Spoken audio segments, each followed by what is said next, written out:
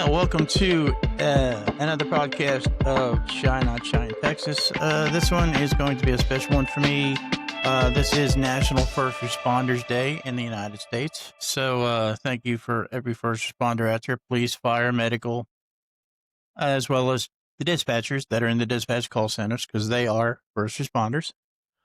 So we're just going to talk about some things that are near and dear to my heart. The biggest things, especially with first responders, is first responder burnout and suicide rate in the United States.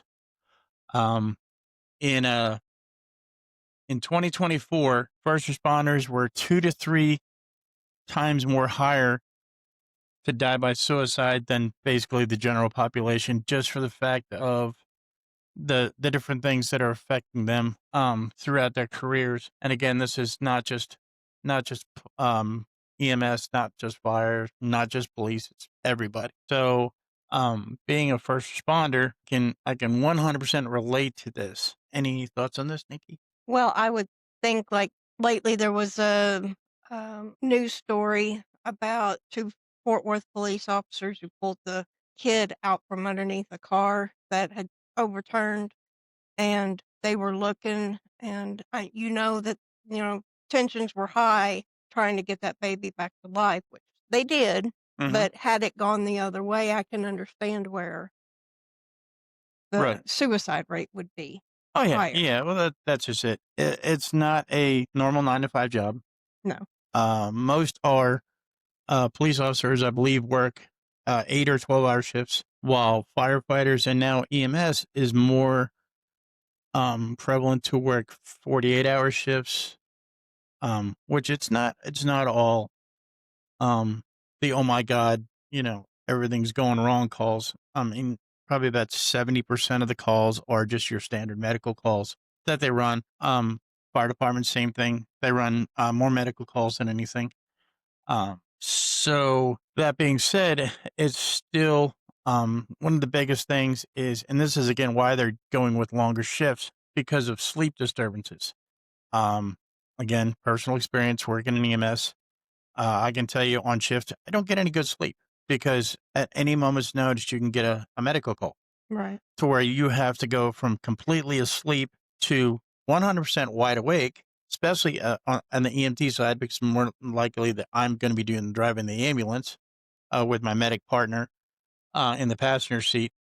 But again, you have to be fully awake, instantaneous to make life or death decisions sometimes. And again, all medical calls aren't the ones you see on like Chicago Fire and these, where you have an overturned semi hanging off a bridge. It's just not that way in real life. Well, I think in Chicago Fire, they also did that frequent flyer Program. program, Yep.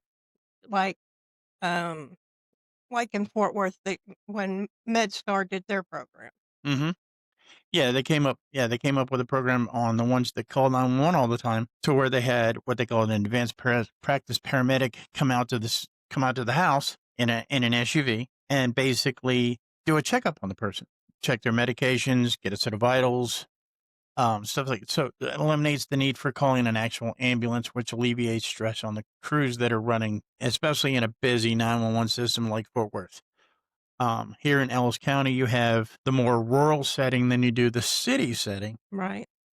So you get more of I don't want to say more serious calls, but you get the more, I guess, how you would think it would be unusual calls, not just your standard. Now, rural, you have more farmers Right. and So you can have, right, farming accident. right. So you can have people flip over on tractors, thrown off horses, get pinned underneath farm equipment, which all that is stressful because of you. Again, you have to be clinically sound in your thinking and you have to be wide awake enough to do that. As far as burnout rates, the average life of a street EMT is 5 years, give or Right. take. And the average life of a street paramedic is usually 3 years. This is because of the mental health issues such as PTSD, which is a huge, huge, huge a problem in emergency services. Well, also, you have the constant hours. Yep. Like, you'll work. 96 hours one week or something, or 48 hours one week. But then if you're shorthanded, then they want you to pick up Mm-hmm. in between, Yep. like y'all did with COVID. But yeah. COVID was at the time I was working here in Ellis County for AMR. It was the contract EMS provider in Ellis County here, and we were having to work an additional 60 hours a month on top of our regular 24-hour shifts. Right. So that's a lot of shifts. So that's a lot of shifts, and then having to deal with the added stress of it being during COVID, which was a global pandemic. So All where the we had, different protocols you had to do. yeah, it was. We were, needless to say, very, very, very, very busy. Back to this, the pretty much the burnout rate. Again, it's not a job for everybody. It takes a special kind of person to do that. Because it's not your normal 9 to 5, Monday through Friday, sit in an office behind a cubicle or in front of a computer.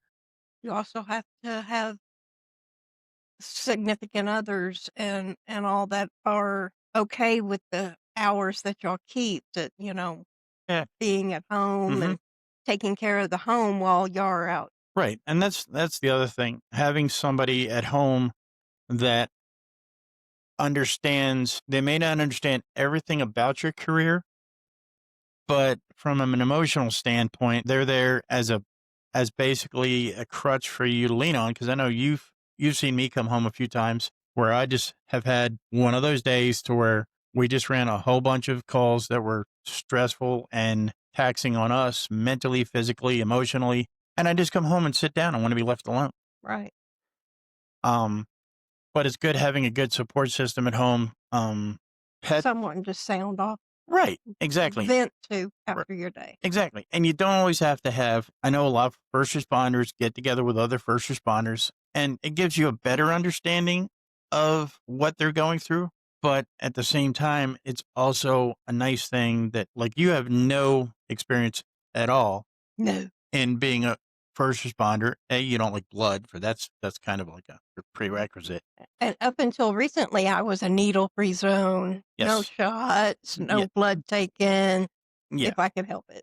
But the good thing about that is we've been together long enough that you could tell when I just needed to be left alone, Mhm. or you could tell whether I needed, hey, tell me about your day. Not the specifics. You never want to do specifics because you try to not bring that stuff home. Right. It's not always possible. And there's times over the time we've been together that I have brought stuff home. Um, But again, it's one of those jobs and careers to where it has to be, you have to be passionate about it. You have to enjoy what you're doing because of the stress and the situations that you get into on a daily basis. Well, you started your career off kinda stressful. Yeah. Not long after you got your EMT license for in New Jersey, Right. June of 2001, that September, I went to ground zero, right? and we were there for only a short time. That's my cat Shadow, by the way.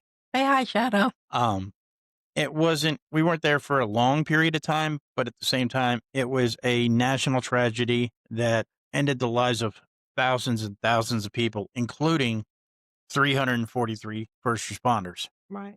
and that's police, Port Authority, NYPD, FDNY, FDNY EMS. So That right there could have swayed you. to not do it. Right. Yeah. Yeah. To not do it. I actually started out, a little background on me, my first responder. I have done pretty much everything there is to do in this business, with the exception of being a paramedic. So I have seen in my 24 years, almost 25 years in EMS on and off, I couldn't do this straight through. Nobody can. Again, the burnout rate as of this year was 70%. 70% of all first responders are reporting burnout symptoms. You have to know when it's time to get off the box. Right. You can't stay there for the pay. You can't stay there for the benefits. Well, most of the time the pay isn't up. I mean, there for a long time, a person at Blockbuster was making more than you did an hour. Right. When I first started, I was getting $9.41 an hour, and There's medics that started in this career years ago that were making even less than that. Right. So it's one of those to where, again, you have to kind of monitor yourself. You have to realize that, hey, it's time I do something else. And it's not always mental, it's not always emotional, it's not always physical. That being said, um you have to really monitor yourself and monitor the people around you, monitor your partner. If you're in an ambulance, you're in an ambulance with that person for 24 hours a day. Right. So Or or more, yeah. or more. So you have to understand, and you have to recognize, and this goes both ways. You and your partner, the EMS rule number one is you first, your partner second, everybody else third, because you can't help anybody if you're not ready to do that.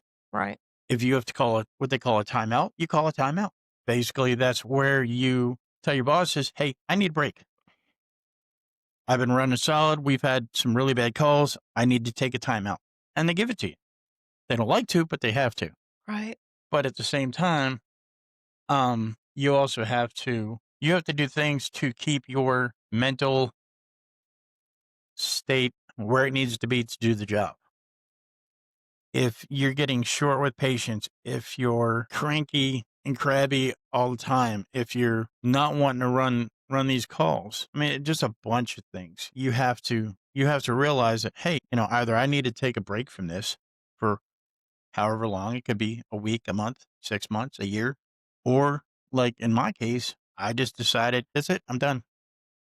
Went and did something else. I personally am no longer on the box just because of the fact of I've been doing it for so long. And for me, it was a combination of both the mental side of it, but the physical side of it as well, because I'm almost 60. And that's why they limit, this is one of the reasons why they limit fire department careers to a certain age or a certain time in, because they realize that there's some people that want to do this and they'll do it till they're 70 years old. Now, I know there's EMTs and paramedics across the country that are well into their 60s, some even into their 70s, that are still doing this. Kudos to them, but it just wasn't for me. I love helping people. I love being an EMT, but now I'm doing it in a different aspect of it.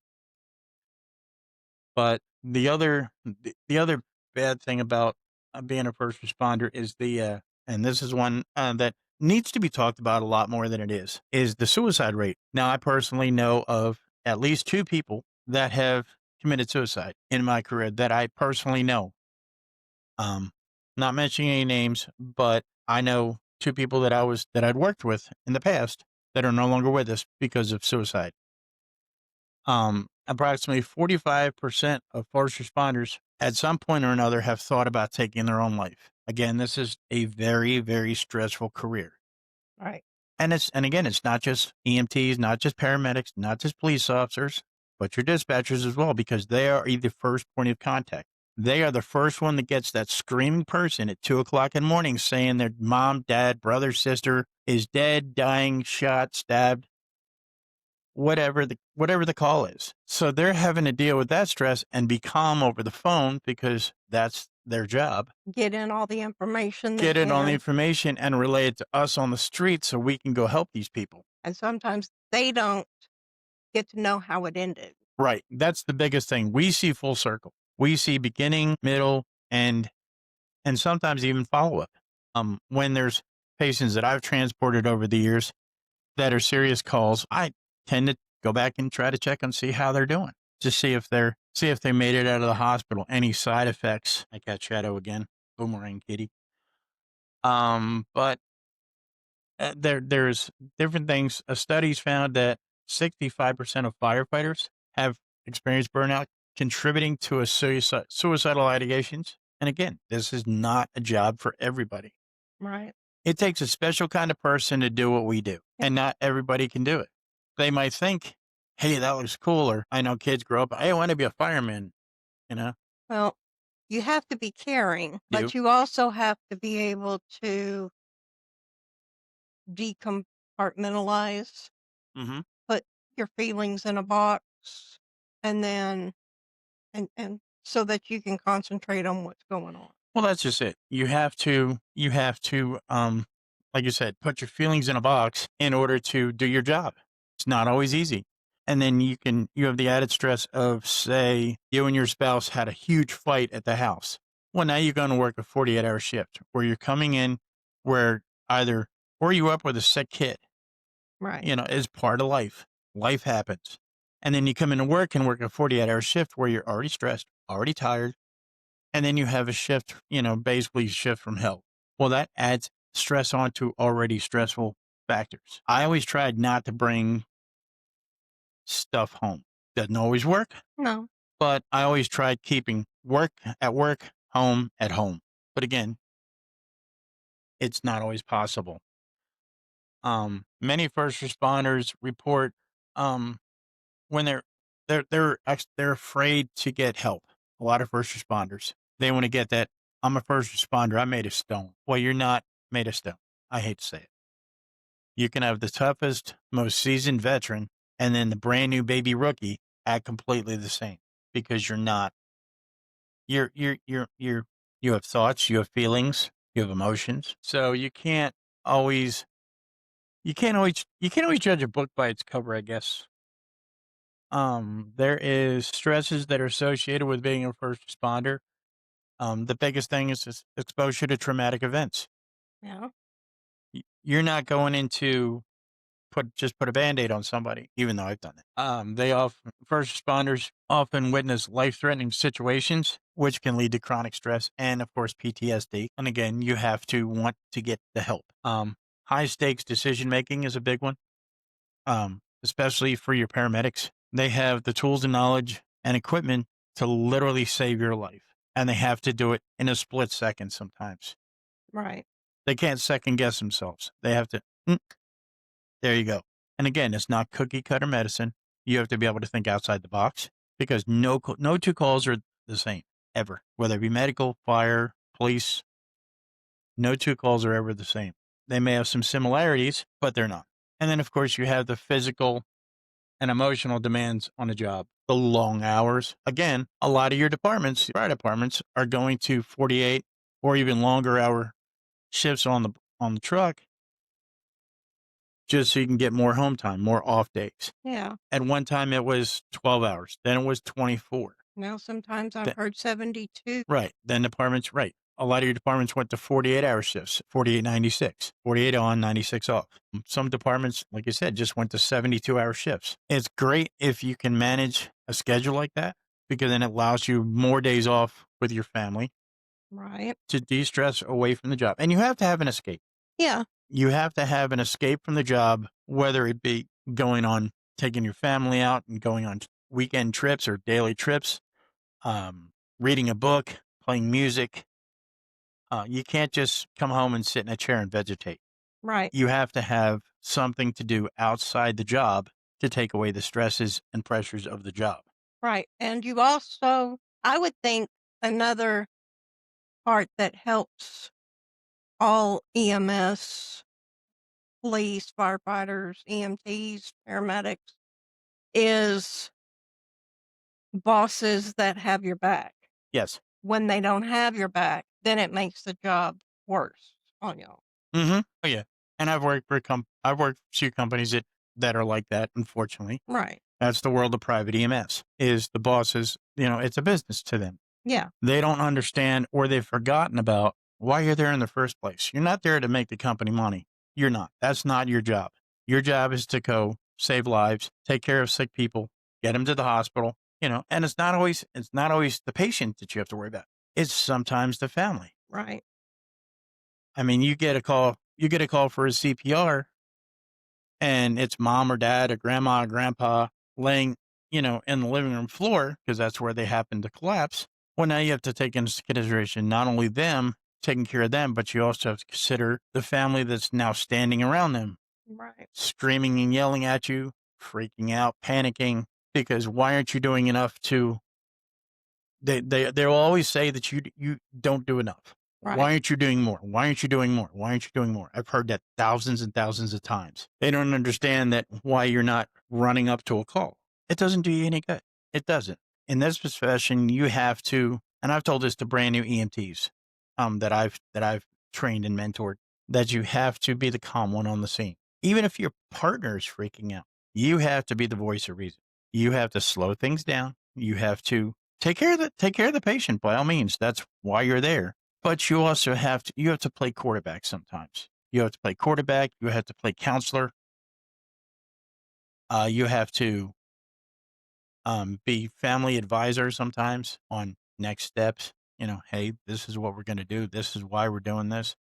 Okay, this is what you have to call this person, this person. Do you need anybody? Is there anybody here with you? Can you call anybody? Can we call somebody for you? You have to be a patient and family advocate Right. 100% of the time, because none of these calls are about you. None of them. You're there to help them.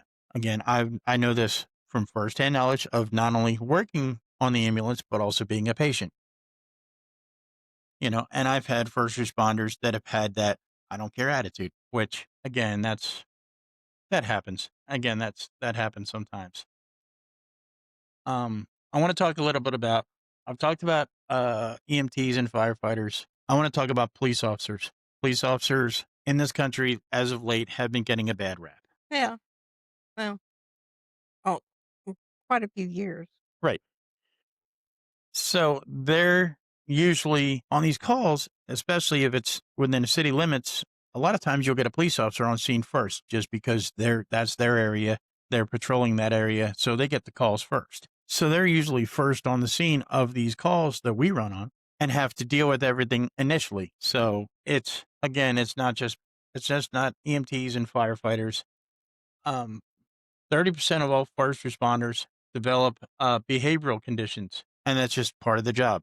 PTSD, so depression. Some take up drinking, some take up smoking. Again, that's where you need your out. The burnout rate in law enforcement in the U.S. is 83%. 83% of officers reporting that their mental health impacts their work. A lot. In 2025. Additionally, 39% beyond that 83%, or in that 83%, have said that stress, depression due to work stress, contributes to it. And again, that's common, and unfortunately, it happens on a daily basis. You also have secondary trauma, family members Yeah. that are cause you to have stress, symptoms, emotional, physical, public perception is a big one. Everybody has a cell phone camera now. When I started, cell phones were pretty much non-existent for the most part. Social media was non-existent. Now it's everywhere. There's always somebody showing up somewhere. That's why we tell people the camera's always watching, because there's always somebody with a cell phone somewhere, especially in your out and about your public areas. Right. Highways, roads, Cities. cities, Inside the city limit. inside the city. Right. There's always somebody that has a camera. So you have to be mindful of that too. You have to do your job, but you have to be professional. Right. That's the biggest thing. And your layman people don't understand. They don't understand your job. They think that, oh, here comes the firefighter. He's just up on the big red truck. He's the hero. Then the ambulance just, oh, the ambulance. Oh, they run medical calls. Police officers, oh, they carry the guns. The public knows very little about the actual specifics of the jobs that we do. Right. Everything that's included in the job. Exactly. Right. Oh, he wears a badge and a gun. Oh, he carries an axe. Oh, they carry a bunch of bags. Or a lot of people see what's on TV. Right, and think that that's the reality. Yeah. It's not. It's a nice show and tell, I call it, but it's not a reality. You don't run, even in your big cities, you don't run all these, I know they just had one recently, a truck hanging off a bridge. Yeah. But that's not the normal calls that you get. You get somebody, granny's been sick for a month. Right. Or somebody's running a fever for 4 days. It's Friday. They don't want to go to the hospital over the weekend, so they wait till Monday. Then they call Monday, and they've been sick for 3 days, 4 days. Right. Those are the kind of calls you get on a regular basis. You get your heart attacks, your strokes, you get stuff like that. But again, the stress of all of that adds to, again, burnout and suicide rates. Because at some point, they just say, that's it, I can't handle this, or they just go off and, Yeah. end their life. And it's part of it. One of the campaigns they started back in 2014 was the Code Green campaign. that was specifically for, it was founded, by some individuals who experienced the death of a coworker. And then in the days after that, they realized that a lot of their fellow first responders also had lost friends to suicides. Yeah. So Code Green's founders agreed that if there's one thing first responders love to do is tell stories. It's like your veterans meetings where you have, you sit in a room. Hi, my name is Bob. Hi, my name is Jeff. I'm an EMT, and you have to be able to, tell these stories as an outlet. And this storytelling project evolved into the Code Green campaign. It basically brings awareness to the high rates of mental issues in the first responders and helps reduce them through education, support programs, contact numbers. If you want to get a hold of, or if you know anybody that's experienced this that needs to call the Code Green campaign, you can either go to www.codegreencampaign.org or you can call Safe Call Now at area code 206-459-3020. So basically, to wrap this up, you have to, being a first responder is tough enough in this country, whether it be police, fire, medical, dispatcher, Corrections, corrections, military, nurse, doctors, even anybody that's on the front lines of emergency services can experience this. And it could happen over time. It could happen at an instant. You could be fine one day and run a call, and then all of a sudden you go home and now you're sitting in a dark room and your family's wanting to know what's going on. Right. It can change like that. It's not always years and years and years and years. More times than not, people don't see it coming. Right. I know the two people that I lost that I personally knew never saw it coming.